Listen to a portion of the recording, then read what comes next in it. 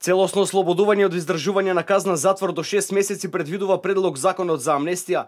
Владата го усвои законот кој ќе оди на редовна постапка. Лицата што се осудени до 5 години ќе добијат 30% намалување на казната. Овој закон го најави премиерот Зоран Заев при неговата посета во затворот Идризово, кој како што рече ќе го растовари препълнетиот затвор со цел ресоциализација на затворениците.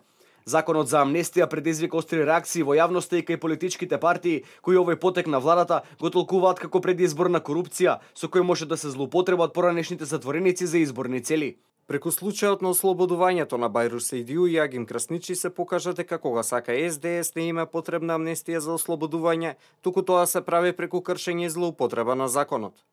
Зоран Заев е нечесен кон луѓето кои се во затворите. Тој сака да ги искористи како гласачка машинерија во реалноста, тој ќе ја измами и оваа категорија на граѓани. Стои во соопштението од ВМРО ДПМН. За сега не се знае колков број на затвореници би биле опфатени со амнестијата, но секако истиот чекор може и да ја вознемири јавноста, со тоа што кратци, разбойници и насилници повторно ќе шетаат слободни меѓу граѓаните. Со законот не се предвидува амнестија за луѓе кои се правосилно осудени на казна до животен затвор, за убиици и лица осудени за изборни измами. Законот не предвидува амнестија и за кривични дела против половата слобода и половиот морал, како што се силување и педофилија и кривични дела против државата.